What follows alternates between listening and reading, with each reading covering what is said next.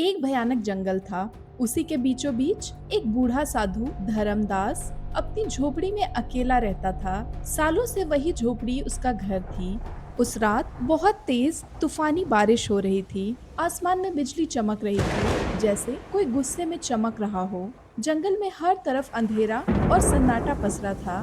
धर्मदास दरवाजा बंद करके अपनी झोपड़ी में बैठा हुआ था, ताकि बाहर की बारिश और हवा अंदर ना आ सके। अचानक झोपड़ी के दरवाजे पर किसी ने दस्तक दी। धर्मदास चौंका। इतने डरावने जंगल में इतनी रात गए कौन हो सकता है? धर्मदास ने हिम्मत करके दरवाजा खोला। सामने एक नव युवती कन्या खड़ी थी। बारिश में उसके कपड़े पूरी तरह से भीग चुके थे। हर लकीर, हर आकार साफ नजर आ रहा था।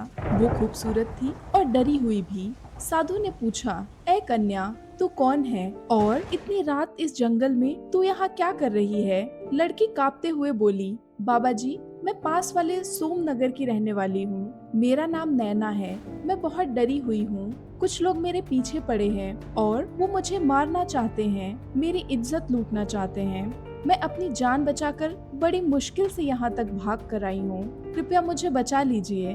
धर्मदास ने उसे अंदर बुला लिया, उसके लिए चटाई बिछाई और लालटेन जलाई। झोपड़ी में अब सिर्फ लालटेन की हल्की सी रोशनी थी और बाहर तूफान की आवाज। नैना की आंखों में डर था। वो कांप रही थी।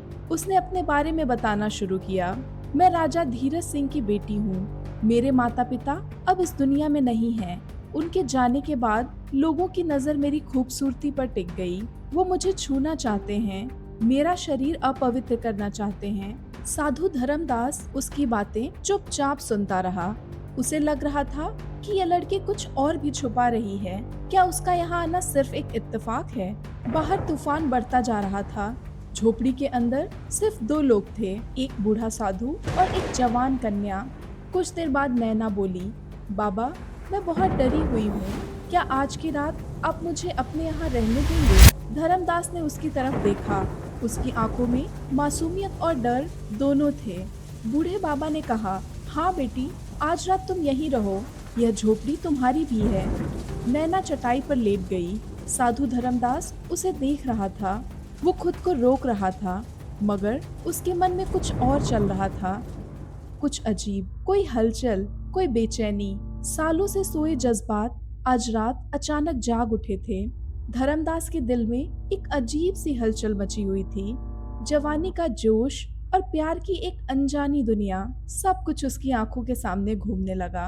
वो मन ही मन सोच रहा था, ये रात कैसे कटेगी? मैं खुद को कैसे रोकूंगा? उसने आंखें बंद करके सोने की कोशिश की, पर नींद आंखों से कोसों दूर थी। नैना की भीगी हुई छवि बार बार उसकी आंखों में तैर रही थी। दिल की धड़कन तेज होती जा रही थी। इसी बेचैनी में सिसकियों की आवाज सुनाई दी। धर्मदास चौंक गया। वो झटपट उठा और नैना के पास गया। देखा तो नैना रो रही थी। धर्मदास ने नरम लहजे में पूछा, नैना, क्या हुआ? तुम क्यों रो रही हो? नैना ने कपकपाते हुए जवाब दिया, मेरे साथ कुछ ऐसा हुआ है जो मैं किसी को नहीं बता सकती। धर्मदास की आंखों में हैरानी थी। ऐसी क्या बात है जो मुझसे भी नहीं कह सकती? कौन सा राज है जो छुपा रही हो? नैना की आवाज और धीमी हो गई।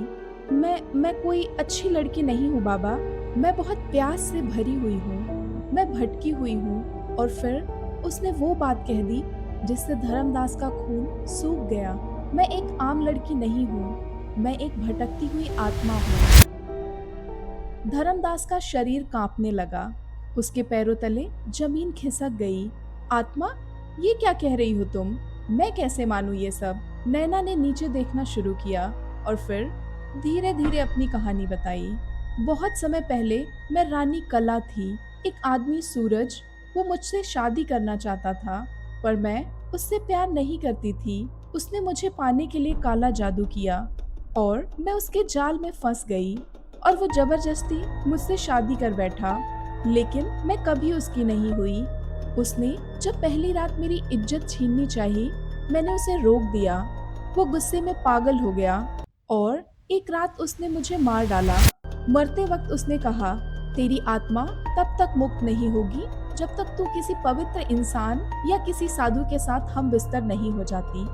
बाबा, मैं तब से ही जंगल में भटक रही हूँ। ये सुनते ही धर्मदास का दिल और तेज धड़कने लगा। नैना ने उसका हाथ पकड़ा। मैं झूठ नहीं बोल रही बाबा, अगर तुम आज रात मेरे साथ नहीं सोए तो मैं हमेशा के लिए इस जंगल में भटकती रहूंगी। उसके नरम हाथ धर्मदास के शरीर को छूने लगे और साधु का तन और मन दोनों हिलने लगे। मगर तभी बाहर से एक भयानक आवाज आई, जैसे कोई और भी था वहां। धर्मदास झट से उठा और झोपड़ी के बाहर भागा। बाहर खूब अंधेरा था। उसने पलटकर झोपड़ी की ओर देखा। नैना चुपचाप खड़ी थी। अचानक एक काला साया उसके सामने आया। आवाज गूंजने लगी, मैं वही हूँ जिसने इस लड़की को तेरे पास भेजा है। वो वही साया था जिसने काले जादू से नैना की आत्मा को सालों से बांध रखा था। वो जोर जोर से हंसने लगा और बोला, साधु धर्मदास, तुम अब मेरे जाल में फंस चुके हो, तुम बच नहीं सकते। धर्मदास ने गहरी सांस ली और शांति से जवाब दिया, तेरा काला जादू मुझ पर असर नहीं करेगा। तूने सोचा मैं एक लड़की की सुंदरता से भटक जाऊंगा। नहीं, ये मेरा रास्ता नहीं है। ये सुनकर नैना की नजरें नीचे झुक गईं। उसकी आंखों में शर्म थी। साया फिर गरज कर बोला, तुम भी तो इंसान हो, तुम्हारे अंदर भी तो वासना होगी, तुम कैसे बचोगे मुझसे। साधु धर्मदास ने अपनी आंखें बंद की और फिर आसमान की तरफ देखा। कुछ पल शांत रहने के बाद बोला, मैं उजाले का रास्ता चुनता हूँ, तेरे अंधेरे का नहीं। नैना की आंखों में आंसू आ गए। वो सोचने लगी, क्या मैं वाकई ये करने जा रही थी? क्या मैं किसी भले इंसान को अपने जाल में फंसा रही थी? धर्मदास ने नरमी से कहा, नैना, तुम अपने अंदर झांक कर देखो, क्या तुम यही बनना चाहती हो? मैंने कभी किसी स्त्री की ओर बुरी नजर से नहीं देखा, फिर तुम क्यों मेरी इज्जत छीनना चाहती थी? साया हंसने लगा, बहुत देर हो चुकी है साधु, अब कुछ नहीं हो सकता। मगर अब नैना की आंखों में एक नई रोशनी थी। नैना ने कहा, मुझे नहीं पता क्या सही है और क्या गलत, मुझे बस इस श्राप से मुक्ति चाहिए। धर्मदास ने जवाब दिया, तुम्हें अपनी आत्मा के लिए नहीं, अपने वजूद के लिए लड़ना होगा। ये लड़ाई अब तुम्हारी है। नैना ने गहरी सांस ली। अब वो डर नहीं रही थी। उसने साए की ओर देखा और कहा, हाँ, ये लड़ाई मेरी है और अब मैं खुद इसे लड़ूंगी। उसने अपनी आंखें बंद की, दोनों हाथ उठाए और साए की तरफ बढ़ी। जैसे ही उसके हाथ साए की तरफ बढ़े और उसको छुआ, तेज हवाएं चलने लगी। अंधेरा और गहरा होने लगा। तभी साया तड़पने लगता है, चीखता है, चिल्लाता है। मगर अब नैना की आत्मा जाग चुकी थी। नैना ने अपनी शक्ति को पहचान लिया था और उसने पूरी शक्ति से साये को मिटा दिया।